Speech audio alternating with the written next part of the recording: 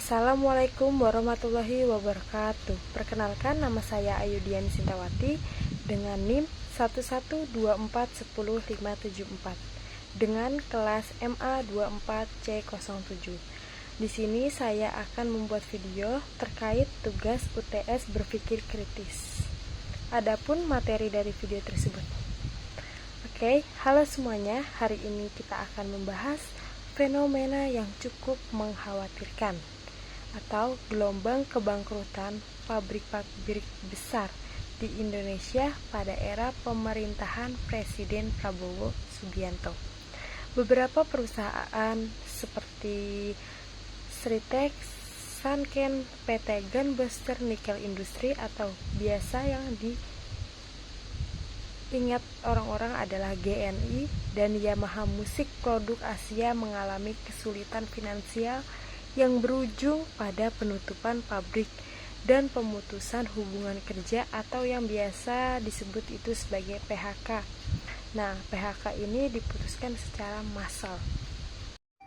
Oke, selanjutnya Sritex atau PT Sri Rejeki Isman Tbk merupakan salah satu perusahaan tekstil terbesar di Asia Tenggara. Namun pada Februari tahun 2025, Pengadilan Niaga Semarang yang menyatakan Sritex pilot setelah gagal mencapai sekitar 25 triliun. Kebangkrutan Sritex tidak secara tiba-tiba. Sejak 2019, perusahaan ini mengalami kerugian berturut-turut dengan ekuitas negatif sebesar 15,34 triliun per semester 2024. Faktor-faktor seperti pandemi COVID-19, penurunan permintaan global, dan persaingan ketat dari produk impor berkontribusi pada kondisi keuangan perusahaan. Pemerintah melalui Presiden Prabowo merespon dengan menginstruksikan 4 kementerian untuk mengkaji opsi penyelamatan Sritex, termasuk kemungkinan bailout atau rekonstruksi utang. Selanjutnya, PT Sanken Indonesia, produsen elektronik, mengumumkan penutupan semua lini produksinya di Bekasi pada Juni tahun 2025, mengakibatkan 459 karyawan terkena PHK massal. Sementara itu, PT Yamaha Musik Produk Asia menutup 2 pabriknya pada Maret dan juga Desember pada tahun 2025 ini, dengan sekitar 1.100 buruh terdampak. Karena PHK massal ini, PT Gunbuster Nikel Industri atau biasa yang disebut dengan GNI, perusahaan smelter nikel yang diresmikan sebagai proyek strategis nasional, menghadapi ancaman kebangkrutan akibat penurunan harga nikel global dan masalah keuangan perusahaan induknya di Tiongkok. Penundaan pembayaran kepada pemasok lokal menyebabkan atau mengakibatkan PT ini kesulitan operasional yang signifikan atau efisien. Baik dari perspektif ekonomi makro, gelombang kebangkrutan ini mencerminkan ketidakstabilan sektor industri manufaktur Indonesia. Teori siklus bisnis menunjukkan bahwa sektor manufaktur sangat sensitif atau sangat serius terhadap fluktuasi ekonomi global. Nah, penurunan permintaan global dan harga komoditas dapat menyebabkan kontraksi dalam sektor ini. Dari sudut pandang ekonomi, kegagalan manajemen dalam mengelola utang dan adaptasi terhadap perubahan-perubahan dasar berkontribusi pada kebangkrutan perusahaan-perusahaan tersebut, yang dimana teori struktur pasar juga menunjukkan atau memposisikan bahwa perusahaan dalam pasar yang sangat kompetitif harus terus berinovasi dan efisien untuk bertahan. PHK massal ini yang terjadi berdampak signifikan pada kesejahteraan pekerja dan stabilitasnya, atau biasanya signifikan pada kesejahteraan pekerja dan stabilitas sosialnya. Menurut data dari 50.000 karyawan Sritex terancam kehilangan pekerjaan atau dilakukan PHK massal ini, dampak ini tidak hanya dirasakan oleh pekerjanya saja, tetapi juga oleh keluarga. Mereka juga merasakannya dan komunitas sekitarnya. Selain itu, penutupan pabrik-pabrik besar ini dapat mengurangi kontribusi sektor manufaktur terhadap produk domestik bruto atau PDB nasional, yang pada gilirannya mempengaruhi pertumbuhan ekonomi secara keseluruhan atau menyeluruh. Baik, pemerintah di sini telah mengambil langkah-langkah untuk mengatasi krisis ini, termasuk menginstruksikan kementerian terkait untuk mencari solusi penyelamatan perusahaan-perusahaan yang terdampak langsung. Namun diperlukan pendekatan yang lebih komprehensif, termasuk ada beberapa poin ya teman-teman. Jadi yang pertama itu restrukturisasi utang atau negosiasi ulang dengan kreditur untuk meringankan beban utang perusahaan tersebut. Yang kedua ada diversifikasi produk dan pasar. Perusahaan perlu mengembangkan produk baru dan mengeksplorasi pasar ekspor yang lebih berpotensial. Yang ketiga ada peningkatan daya saing atau investasi dalam teknologi dan pelatihan tenaga kerja untuk meningkatkan lagi efisiensi dan produktivitas. Yang keempat ada perlindungan pekerja. Pemerintah harus memastikan bahwa hak-hak bekerja terlindungi dan menyediakan program bantuan baik mereka yang terkena PHK. Nah, gelombang kebangkrutan pabrik-pabrik besar di Indonesia ini merupakan peringatan yang sangat penting akan pentingnya manajemen keuangan yang prudent, adaptasi terhadap perubahan pasarnya, dan dukungan kebijakan pemerintah yang lebih efektif atau efisien. Diperlukan kolaborasi antara sektor swasta dan pemerintah untuk membangun ekonomi dan tangguh yang berkelanjutan. Baik teman-teman, penting untuk kita pahami kebangkrutan perusahaan besar seperti ini tidak hanya berdampak pada pekerja dan keluarganya juga, tetapi juga pada ekosistem ekonomi nasional.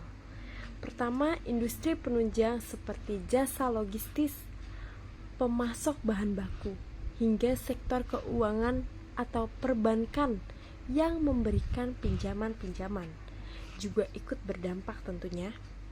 Menurut teori multiplier efek dalam ekonomi, satu kejadian besar seperti PHK massal ini akan mengalirkan efek negatif ke berbagai sektor lain. Misalnya, pemasok lain kayak seperti pemasok kain ke Sritex yang kecil-kecil itu pun akan gulung tikar karena kehilangan pembeli terbesar mereka. Yang kedua, dalam konteks globalisasi dan rantai pasok dunia, Indonesia bisa kehilangan posisi tawarnya. Tentunya, jika pabrik-pabrik tutup, investor luar negeri mungkin melihat Indonesia sebagai tempat yang mempunyai resiko tinggi atau tempat yang berisiko tinggi, menyebabkan penurunan investasi langsung asing atau bisa disebut Foreign Direct Investment atau FDI. Ketiga, ada situasi ini memperlemah program-program pemerintah seperti Making Indonesia 4.0 yang atau 4.0 yang ingin mendorong transportasi industri berbasis digital dan teknologi canggih lainnya. Kalau misalkan ya industrinya sendiri ambruk, bagaimana mau masuk ke tahap transformasinya? Nah, ada berikutnya, itu masuk ke dalam studi Bank Dunia atau World Bank 2024 menunjukkan bahwa sektor manufaktur yang kuat berkorelasi erat dengan pertumbuhan ekonomi inklusif dan penciptaan lapangan kerja berkualitas. Hingga keutuhan ini bukan sekedar soal 1, 2, atau 3 atau bahkan 4 sekaligus perusahaan, tapi ancaman bagi stabilitas nasional pada jangka yang panjang atau pada tahun-tahun 10 atau 20 tahun berikutnya. Baik, kalau misal kita lihat dari evaluasi kebijakan pemerintah, kalau kita lihat ya, langkah-langkah pemerintah memang ada upaya atau usaha seperti pertemuan lintas kementerian untuk menyelamatkan industri tekstil, elektronik, dan nikel atau pabrik-pabrik yang saat ini terkena PHK massal ya. Namun sayangnya, jika dievaluasi dari sudut pandang teori polisi failure, ada beberapa catatan penting atau yang perlu kita lihat ya dari situasi ini, dari teori polisi failure ini, yaitu adanya keterlambatan respons. Seperti kayak banyak sekali kebijakan bersifat reaktif, bukan preventif. Ini bertentangan dengan prinsip dasar good governance yang menekankan antisipasi dan mitigasi risiko. Minimnya dukungan sektor real atau stimulus ekonomi yang selama ini banyak sekali fokus pada infrastruktur besar, kurang menyentuh kebutuhan dunia usaha skala menengah seperti industri tekstil ini yang dialami PT Sritex ini, teman-teman. Birokrasi yang rumit atau seperti menurut hasil survei dari Survey Ease of Doing Business, Indonesia masih mengalami kendala perizinan usaha yang kompleks. Ini memperparah atau malah memperumit ya teman-teman, memperumit tekanan terhadap industri. Menurut teori institutional economist North tahun 1990, kelembagaan yang efektif adalah fondasi utama keberhasilan ekonomi itu sendiri. Nah, tetapi dalam kasus ini reformasi kelembagaan belum cukup atau belum meyakinkan gitu untuk menciptakan daya tahan industri nasionalnya sendiri. Nah, selanjutnya biasanya ada ya solusi konkret untuk menyelamatkan industri nasional ini. Nah, kalau kita hanya mengkritik ya tanpa menawarkan solusi, rasanya kurang bijak ya teman-teman ya. Nah, saya menawarkan beberapa solusi berbasis riset nih dan pengalaman dari negara lain. Yang pertama itu ada insentif fiskal dan kredit khusus. Pemerintah ini bisa mengalokasikan skema kredit berbunga rendah ya untuk perusahaan yang berpotensi bangkit, seperti yang dilakukan negara Vietnam untuk sektor tekstilnya dan elektroniknya, karena negara Vietnam pun pernah mengalami seperti ini ya. Yang kedua itu adanya penguatan perlindungan industri dalam negeri. Nah, dalam jangka waktu yang pendek, penerapan tarif protektif yang moderat yang diperlukan ya, sangat diperlukan untuk melindungi industri nasional dari serbuan barang impor ya, yang murah, impor murah, tentu tetap dalam kerangka yang sesuai WTO. Nah, yang ketiga itu diversifikasi ekonomi. Jangan hanya mengandalkan 1-2 sektor atau bahkan 3 sampai 4 10 sektor. Nah, misalkan nih Filipina misalnya mengembangkan ekonomi digital dan bisnis proses outsourcing atau BPO, sehingga ekonominya lebih tahan akan goncangan, atau misalkan kayak jam sekarang tuh kayak lebih tahan badai ya, hujan badai gitu. Nah, itu Filipina itu mengembangkan ekonomi digital dan bisnis proses outsourcing BPO itu, sehingga ekonominya lebih tahan goncangan, lebih tahan akan badai-badai itu. Nah, yang keempat itu ada pengembangan SDM, sumber daya manusia dan teknologinya sendiri, di mana investasi dalam pelatihan tenaga kerja berbasis kebutuhan industri ini baru menjadi kunci ya teman-teman. Tenaga kerja berbasis kebutuhan industri baru menjadi kunci, seperti programnya itu adalah industri skill konkill yang berada di negara Australia. Nah, Australia itu memiliki program itu ya teman-teman, industri skills konkill.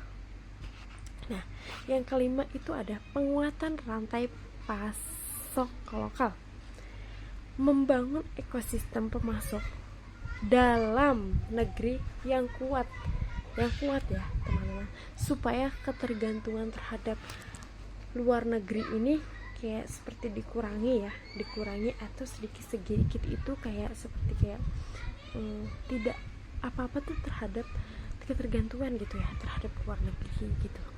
Nah, kita bisa mengandalkan negeri kita sendiri ya, asal berjalan efisien dan efektif.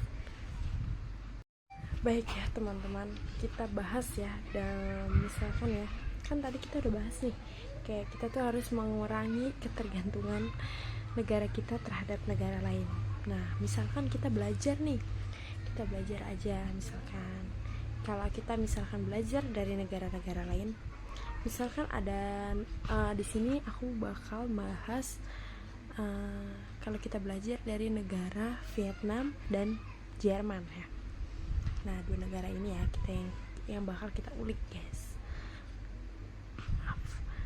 Yang pertama itu ada negara Vietnam. Nah, negara Vietnam ini mampu mempertahankan ekspor tekstilnya karena selain biayanya murah, pemerintahnya juga aktif membantu diversifikasi pasar ekspor. Jadi itu kayak pemerintahnya itu kayak tidak hanya ke Asia Serikat ya, Amerika Serikat ya, maksudnya kayak tidak hanya ke negara Amerika Serikat, tetapi juga dia tuh kayak aktif membantu diversifikasi pasar ekspornya itu juga di negara Eropa dan juga Jepang. Nah, yang kedua ini ada negara Jerman.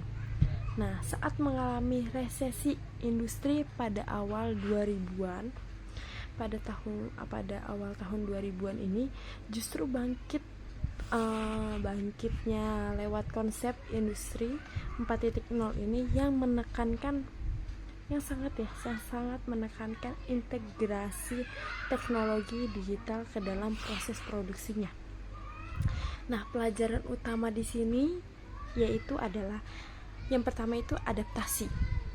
Adapun inovasi dan dukungan negara itu yang sebenarnya menjadi salah satu faktor yang sangat penting ya, yang sangat penting. Kayak dukungan dari negara kita sendiri itu ya sangat penting. Tidak bisa menyerahkan semuanya ke mekanisme tidak bisa menyerahkan semuanya ke mekanisme pasar saja. Nah, teman-teman, gelombang kebangkrutan ini ibarat tuh seperti wake up call untuk seluruh bangsa Indonesia. Bukan cuma yang kayak karyawan-karyawan atau keluarga-keluarga yang sedang terkena PHK massal ini ya, tapi ini tuh kayak ibarat tuh kayak wake up call untuk seluruh bangsa Indonesia, kayak seluruh rakyatnya, seluruh penduduknya, bahwa membangun ekonomi ini kayak seperti kayak di negara kita sendiri itu sangat butuh strategi yang membutuhkan waktu yang sangat panjang gitu, kayak membutuhkan strategi yang jangka panjang. Terus juga kita membutuhkan komitmen yang tidak hanya sebatas komitmen ya, tetapi komitmen yang kolektif. Nah, inovasi juga butuh sekali ya, inovasi yang tiada henti atau yang tidak hanya itu saja. Kita harus mengikuti perkembangan zaman atau perkembangan kayak yang sedang viral mungkin ya, dan keberpihakan nyata terhadap dunia usaha yang produktif. Atau kayak ya jadi intinya tuh bahwa membangun ekonomi ini butuh strategi panjang ya, strategi jangka panjang, komitmen kolektif, inovasi tiada henti, dan keberpihakan nyata terhadap dunia usaha yang produktif.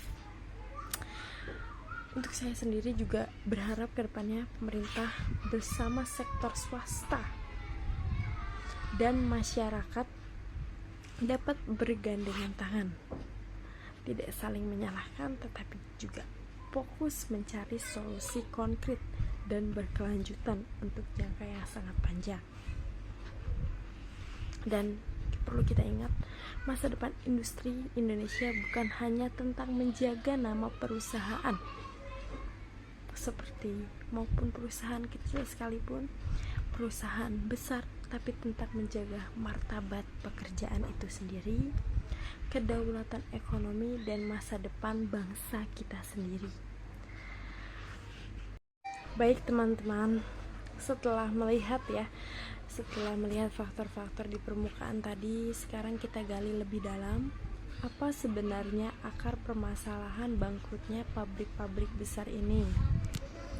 Oke, berdasarkan analisis akademik dan laporan riset Bank Dunia serta McKinsey Global Institute, ada 5 akar masalah utamanya.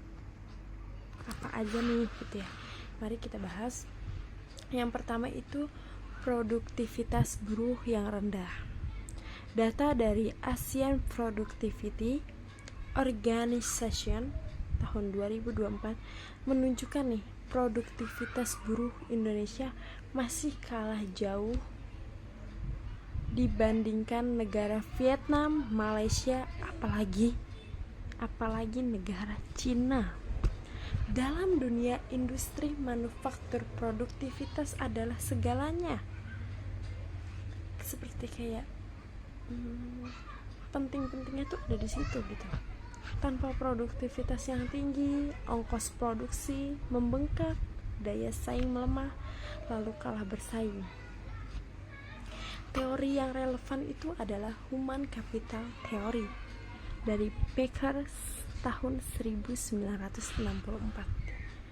Seperti kayak bahwa kualitas sumber daya manusia menentukan kualitas output industri.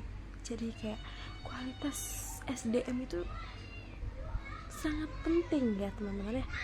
Nah, yang kedua itu ada infrastruktur pendukung yang belum optimal. Ya, yang belum optimal atau jauh dari kata optimal ya. Biarpun kita bangga dengan pembangunan jalan tol, misal pelabuhan banyak, kawasan industri masih terkendala listrik, air bersih, dan akses pelabuhan yang mahal sekali ya. Akibatnya biaya logistik Indonesia itu 23% dari GPD. Nah, sementara di negara lain itu hanya sekitar 12-15% saja. Bahkan di Indonesia itu biaya logistiknya adalah 23%. Nah, dari ini tuh dari poin 2 itu teori yang relevannya itu terdapat pada teori growth pole theory dari Perroux tahun 1950. Nah, ini tuh termasuk pusat pertumbuhan harus dikelilingi infrastruktur optimal agar industri di sekitarnya berkembang. Nah, yang ketiga itu kebijakan pajak dan intensif yang tidak kompetitif gitu, tidak kompetitif. Nah, survei dari World Economic Forum tahun 2024 ini menunjukkan sistem pajak dan insentif Indonesia masih dianggap kurang menarik. Sangat kurang menarik dibandingkan negara Vietnam dan juga negara Thailand. Akhirnya banyak sekali investor tuh yang lari gitu ya, yang lari ke negara-negara tersebut. Bahkan kayak enggak 2 negara itu aja, bahkan lebih dari 2 negara itu, kayak investor tuh banyak yang lari gitu dari negara kita ke negara lain-lain ya. Nah, teori yang relevan ini adalah public choice theory dari Buchanan dan Tulloch tahun 1962. Kayak bahwa keputusan pemerintah seringkali dipengaruhi oleh kepentingan politik, bukan efisiensi ekonomi. Oke. Yang keempat ada ketergantungan tinggi terhadap ekspor bahan mentah. Kayak kita tuh terlalu bergantung pada ekspor komoditas mentah, padahal nilai tambah terbesar ada di hilir atau produk jadinya. Jadi membuat perekonomian ini menjadi rentan ya. Teori yang relevan itu ada Dutch Disease dari Corden dan Neri tahun 1982. Nah, ketika ketergantungan terhadap sumber daya alam menghambat industrialisasi ya teman-teman, industrialisasi sektor lain. Nah, adapun nomor 5 itu ada rendahnya investasi pada R&D dan inovasi. Nah, dari data UNESCO tahun 2024 tahun kemarin menunjukkan nih, Indonesia hanya mengalokasikan 0,23% dari GDP untuk riset dan pengembangan. Bandingkan dengan negara Korea Selatan yang mengalokasikannya adalah 4,5%. 4,5%. Yang pertama itu tanpa inovasi. Industri kita itu stuck ya. Bayangkan Indonesia hanya mengalokasikannya hanya 0,23% dari GDP dan sedangkan Korea Selatan itu sampai 4,5% ya. Tanpa inovasi industri kita itu udah stuck banget ya. Nah, teori yang relevan ini adalah innovation driven economy, yaitu dari Porter 1990. Ekonomi maju harus berbasis inovasi, bukan sekedar tenaga kerja murah. Baik teman-teman, selanjutnya kita akan membahas ya simulasi dampak apa apabila adanya terjadi perubahan ya. Sekarang mari kita berandai-andai dulu nih. Kita berekspektasi ya, kalau tidak ada perubahan kebijakan yang signifikan, apa yang bisa terjadi nih? Kalau tidak ada ya, ini kalau tidak ada perubahan kebijakan yang signifikan, apa yang bisa terjadi dalam 10 sampai dalam kurun waktu 5 sampai 10 tahun ke depan.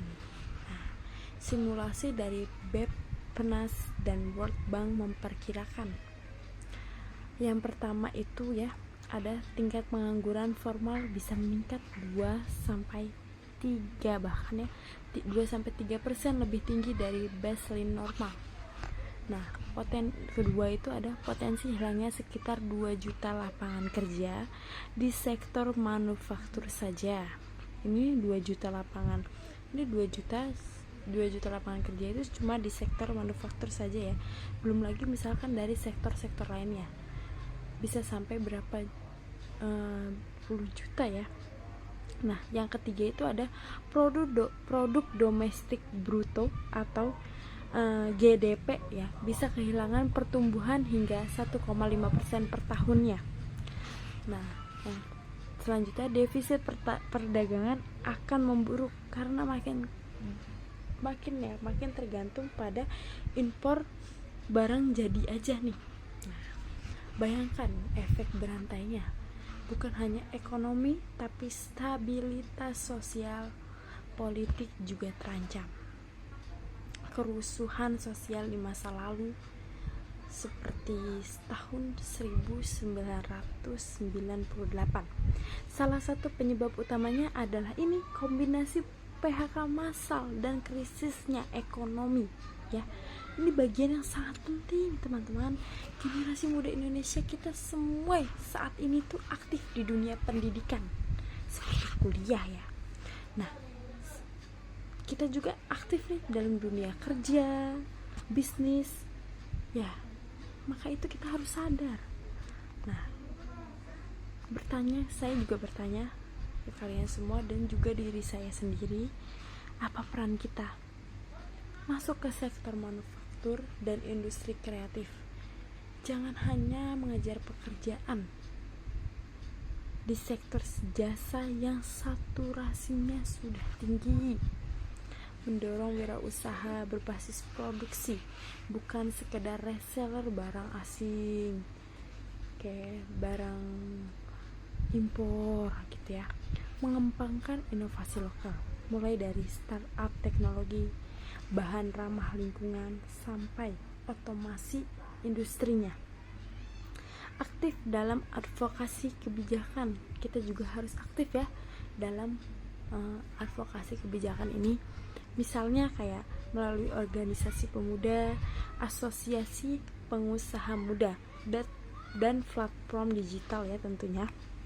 Nah, karena jika tidak ada generasi baru yang terlibat industri dalam negeri akan benar-benar mati gitu ya. Industri dalam negeri ini akan benar-benar mati dan bahkan bisa sampai tidak ada ya. Kita akan menjadi bangsa yang kayak selalu kita akan menjadi bangsa yang konsumen atau konsumtif gitu ya, bukan bangsa yang berprodusen. Kayak kita akan menjadi bangsa konsumen, bukan bangsa produsen gitu ya. Teori yang relevan ini adalah dari demographic dividend ya, dari Bloom tahun 2000. potensi bonus demografi hanya bermanfaat kalau sumber daya manusianya produktif dan inovatif. Baik teman-teman, karena ini sudah di akhir atau penghujung video saya ya. Sebagai penutup, saya ingin mengajak kita semua merenung sejenak. Jadi Indonesia saat ini berada di persimpangan jalan. Apakah kita akan terus membiarkan industri kita runtuh satu demi satu atau satu persatu, atau kita bangkit memperbaiki kesalahan, memperkuat daya saing, membangun masa depan yang lebih baik untuk 5 sampai 10 tahun ke depan, atau bahkan berpuluh-puluh tahun ke depannya. Nah, untuk video di dalam YouTube itu memang kan membahas PT-PT yang sedang di PHK massal ya. Nah, seperti kayak PT Sritex, Sanken, Yamaha, PT GNI. Nah, ini semua bukan sekedar nama perusahaan, teman-teman. Mereka adalah simbol dari kerja keras jutaan orang Indonesia. Di situ tuh di dalam perusahaan itu tuh terdapat jutaan orang Indonesia gitu ya, yang mencari nafkahnya gitu ya untuk keluarganya gitu. Nah, kalau kita membiarkan ini berlalu begitu saja, artinya kita kehilangan bagian dari martabat kita sebagai bangsa negara Indonesia kita sendiri. Mari kita ambil pelajaran ya. Mari kita ambil pelajaran, mari kita bergerak. Mari kita ambil pelajaran, mari kita bergerak. Bagi pemerintah, tolonglah buat kebijakan yang berpihak pada industri dalam negeri. Di sini saya tidak memojokkan pemerintah itu untuk kayak pemerintah aja nih yang bekerja. Enggak, kita juga harus sadar ya. Semua masyarakat Indonesia harus sadar. Kita harus buka mata ya. Kita harus mendengar, kita harus melihat ya apa yang sedang terjadi di negara kita sekarang. Mungkin dari hal-hal yang mungkin ada sebagian orang yang ini tuh cuma hal kecil gitu ya. Nah, tetapi ini bukan hanya hal kecil dari sebagian orang ini. Ini merupakan hal besar. Pertaruhannya ada di situ ya. Itu bukan sekedar untuk mencari nafkah atau untuk membiayai anak-anaknya atau istri atau keluarganya, tetapi itu untuk masa depannya sendiri juga. Oke. Dan bagi pengusaha ya, perkuat inovasi nih, perkuatlah inovasinya dan komitmen pada kualitas ya, pada kualitas produknya dan inovasi produknya. Mari kita tuh mengikuti zaman ya. Jadi kayak apapun yang tren, oke, kita harus berinovasi seperti itu, atau bahkan kita membuat inovasi sendiri yang bahkan itu bakal menjadi inovasi bagi orang-orang lain ya. Nah, bagi pekerja juga terus tingkatkan skill dan daya saing. Oke, bagi yang punya pekerjaan, kita harus mensyukurinya ya, karena banyak sekali sekarang yang mencari kerja itu sangat susah gitu ya, sangat susah. Dan juga apalagi sekarang itu ada PHK massal seperti ini ya, yang sangat mungkin ini baru beberapa PT ya. Nah, nanti kita belum tahu nih selanjutnya tahun depan akan berapa PT yang terkena PHK seperti ini. Jadi bagi pekerja terus tingkatkan skillnya dan daya saingnya sendiri ya. Dan bagi kita semua, jangan menyerah pada keadaan. Bagi yang sedang mencari kerja, tetap semangat. Dan Indonesia masih punya peluang besar ya. Tentunya masih banyak sekali ya peluang-peluang besar yang dipunyai oleh negara kita sendiri. Sebenarnya kita bisa ya, tanpa tergantungan dengan negara lain, kita bisa berdiri sendiri. Oke, tapi peluang itu hanya akan menjadi kenyataan, akan menjadi mimpi yang tercapai gitu ya, mimpi yang kayak nggak hanya di angan-angan gitu ya, nggak hanya bermimpi, tapi kayak menjadi suatu hal yang mengagetkan apabila itu terjadi gitu. Oke. Jadi tapi peluang itu hanya akan menjadi kenyataan kalau kita semua mau berjuang bersama, mau bergandengan tangan, dan mau berinovasi lebih tinggi lagi. Oke, terima kasih sudah mendengarkan saya sampai habis. Salam semangat, salam Indonesia bangkit. Saya Ayudian Sintawati dengan NIM 1124 dari kelas MA24C07. Mohon maaf apabila ada perkataan dari video saya dan perlakuan di video saya yang kurang pantas. Terima kasih. Wassalamualaikum warahmatullahi wabarakatuh.